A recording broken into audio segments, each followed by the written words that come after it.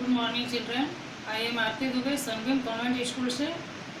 आज मैं आप लोगों को कक्षा 9वीं का व्याकरण से चैप्टर 1 जो है शब्द निर्माण, इसके पहले मैंने आपको प्रत्यय के बारे में बताया था, रूप साधक प्रत्यय।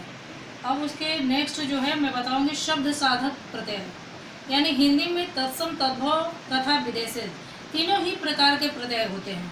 यानी हिंदी में तत्सम, तद्भव और विदेशज तीनों प्रकार के जो प्रत्यय होते हैं, उनसे जो नए नए शब्दों की रचना किया जाता है वो शब्द साधक प्रत्यय कहलाते हैं। जैसे आवश्यक जो है आपका एक मूल शब्द हुआ, उसमें ता जो है प्रत्यय होगा। आवश्यक के साथ यदि ता प्रत्यय हम लगाते हैं तो क्या होता है, आवश्यकता बन जाता है। वैसे ही जैसे खजाना, और खजाना के साथ यदि ची प्रत्यय का प्रयोग कर देते हैं तो खजांची हो जाता है, यानी एक नया शब्द बन जाता है। खजाना और खजांची यानी दोनों के अर्थ में भी फर्क है। आवश्यक यानी कि जो जरूरी है, और खजाना यानी खजाना का अर्थ होता है जिसमें बहुत सारे हीरा जवाहरात, धन दौलत अर्थ रखा गया हो, वो खजाना हुआ जहाँ रखा जाता है। और खजांची यानी उसका अर्थ अलग हो गया, एक नया शब्द बन गया।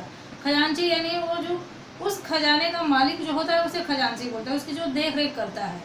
तो ये जो होता है, इस तरह के प्रत्यय को शब्द साधक प्रत्यय कहते हैं। अब इसके बाद हम हिंदी के प्रत्यय के बाद संस्कृत के प्रत्यय के बारे में आपको जानकारी देंगे। तो संस्कृत के दो प्रत्यय होंगे, कृत प्रत्यय और तद्धित प्रत्यय। कृत प्रत्यय जो होता है क्रिया के धातु रूप होता है। कृत प्रत्यय यानी क्रिया के धातु रूप, यानी क्रिया के धातु रूप इसके पहले भी मैंने आप लोगों को बताया है, लेकिन आज भी मैं आप लोगों को बता देती हूँ कि क्रिया का धातु रूप क्या होता है। जैसे पढ़ना क्रिया होता है, चलना क्रिया होता है, उड़ना जो होता है वो भी क्रिया होता है। तो क्रिया के मूल रूप से यदि हम ना हटा देते हैं तो उसका धातु रूप आता है। क्रिया की उत्पत्ति जो होती है धातु रूप से ही होती है। जैसे अब पढ़ना आपका मूल क्रिया हुआ, तो उसे हम ना हटाते हैं तो पठ जो आता है उसे हम क्रिया का धातु रूप बोलते हैं, यानी कि पठ जो हुआ क्रिया का धातु रूप हुआ। और कृत प्रत्यय जो होता है वे प्रत्यय जो क्रिया के धातु रूप में लग करके संज्ञा और विशेषण आदि शब्द बनाते हैं। क्रिया के धातु रूप में ये प्रत्यय जो है जुड़ जाता है और संज्ञा और विशेषण जैसे शब्दों का निर्माण करता है, तो उसे कृत प्रत्यय कहते हैं। जैसे पठ जो हुआ हमारा, पढ़ना जो क्रिया है उसका धातु रूप है पठ, तो इसमें अनीय जो है प्रत्यय है। यदि पठ के साथ हम अनीय प्रत्यय जोड़ते हैं तो पठनीय जो होता है एक शब्द बनता है। तो इस तरह से कृत प्रत्यय से शब्द का निर्माण किया जाता है। गणना एक मूल शब्द है, गणना यानी काउंट करना, गिनती करना। तो उसका मूल शब्द धातु रूप जो होता है मूल शब्द का, गणना मूल शब्द है, उसका धातु रूप क्रिया का मूल शब्द गणना और उसका धातु रूप गण होता है। तो उसके साथ यदि हम अनीय जो है प्रत्यय का प्रयोग करते हैं या जोड़ते हैं तो गणनीय एक नया शब्द बनता है। तो इस तरह से कृत प्रत्यय से हम नए नए शब्दों का निर्माण करते हैं। उसके बाद सेकंड है तद्धित प्रत्यय। ये प्रत्यय क्रिया के अन्य शब्दों जैसे संज्ञा, विशेषण, अव्यय आदि के बाद में लगाए जाते हैं। ये तद्धित प्रत्यय जो है ये क्रिया के अन्य शब्द जैसे संज्ञा, विशेषण, अव्यय जो होता है उसके बाद में लगाए जाते हैं, और प्रायः संज्ञा और विशेषण जैसे शब्द भी बनाते हैं। तद्धित प्रत्यय जो होता है तो ये तद्धित प्रत्यय क्रिया के अन्य शब्द जैसे संज्ञा, विशेषण और अव्यय के बाद में हम इसे लगाते हैं, और प्रायः ये संज्ञा और विशेषण शब्द ही बनाते हैं। जैसे मीठा एक शब्द है, तो इसमें आस जो है प्रत्यय लगाते हैं तो मिठास, यानी कि मीठा, मिठास। कुम्हार, कुम और आर, कुम्हार। सोना और आर तो सुना। इस तरह से हम तद्धित प्रत्यय द्वारा नए शब्दों का निर्माण करते हैं। अब मैं आप लोगों को बताऊंगी समास द्वारा शब्द निर्माण कैसे किया जाता है। इसके पहले आप लोगों को मैंने जानकारी दिया कि उपसर्ग द्वारा शब्द निर्माण, प्रत्यय द्वारा शब्द निर्माण। अब मैं आप लोगों को समास द्वारा शब्द निर्माण बताऊंगी। समास द्वारा शब्द निर्माण कैसे किया जाता है। तो सबसे पहले आपको समास की जानकारी चाहिए। दो या दो से अधिक शब्दों के मेल से जब एक नया शब्द का निर्माण किया जाता है तो उस शब्द रचना विधि को समास कहते हैं। दो या दो से अधिक शब्दों के मेल से एक नया शब्द बनाया जाता है।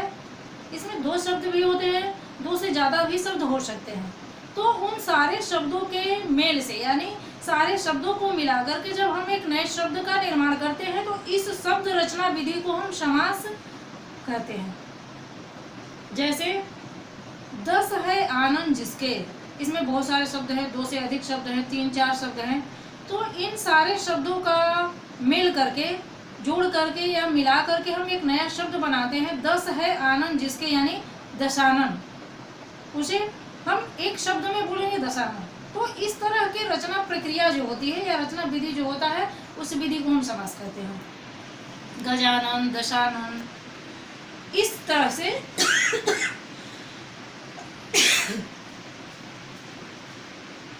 समास के।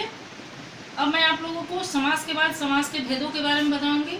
ऐसे आप लोगों को मुख्य 4 समास के भेद पढ़ना है, जिसमें फर्स्ट आपका हो जाएगा तत्पुरुष समास, जहां पूर्व पद विशेषण होने के कारण गौण। तत्पुरुष समास में पूर्व पद जो होता है विशेषण होने के कारण गौण और उत्तर पद विशेष्य होने के कारण प्रधान होता है।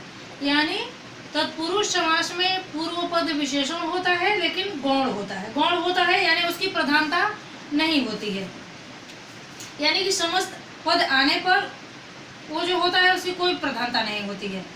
तो जहाँ पूर्व पद विशेषण होने के कारण गौण और उत्तर पद विशेष्य होने के कारण प्रधान होता है वो तत्पुरुष समास होता है। जैसे युद्ध क्षेत्र, यानी युद्ध क्षेत्र जो होता है इसका यदि हम समास विग्रह करते हैं तो युद्ध के लिए क्षेत्र, यानी इस तत्पुरुष समास में इसका डिफिनेशन या परिभाषा मैंने आप लोगों को बताया कि जिसका पूर्व पद जो होता है विशेषण होने के कारण गौण और उत्तर पद विशेष होने के चलते प्रधान होता है तो वहाँ तत्पुरुष समास होता है।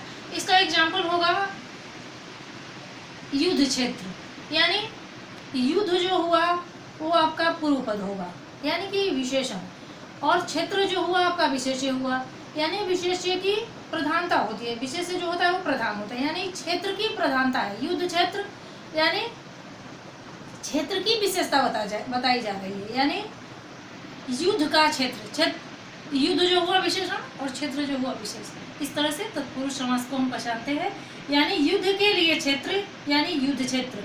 वैसे ही होता है देश के लिए अर्पण, देशार्पण। अर्पण जो हुआ प्रधान है, किसके लिए? तो देश के लिए, यानी अर्पण की विशेषता बताएगी, देश के लिए अर्पण।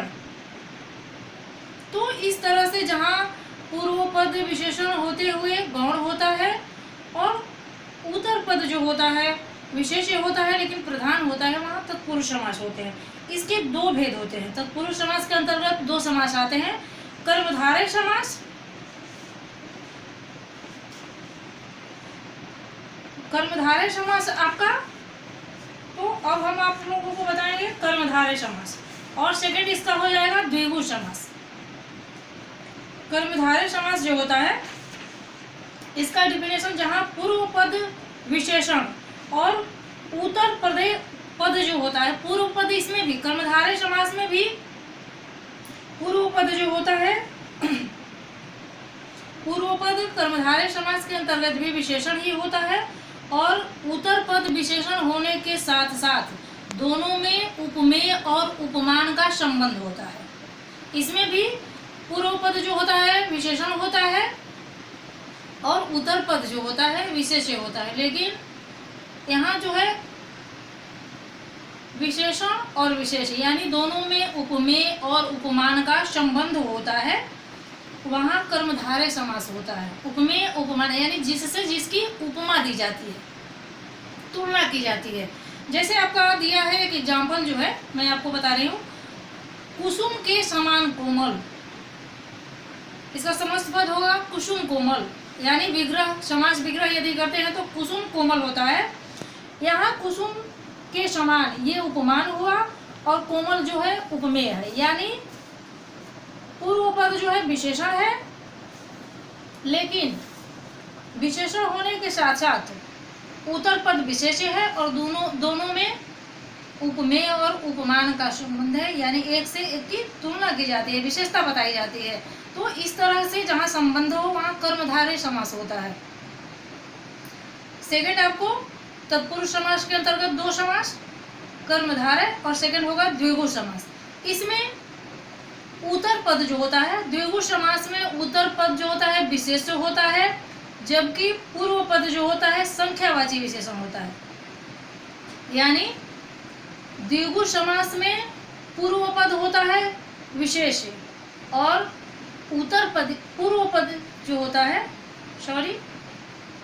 द्विगु समास के अंतर्गत इसमें उत्तर पद जो होता है प्रधान और विशेष्य होता है। उत्तर पद प्रधान और विशेष्य होता है, जबकि पूर्व पद जो होता है संख्यावाची विशेषण होता है। जैसे चौराहा, यानी चार राहों का समाहार या समूह, इसमें जो हुआ उत्तर पद प्रधान और विशेष्य, यानी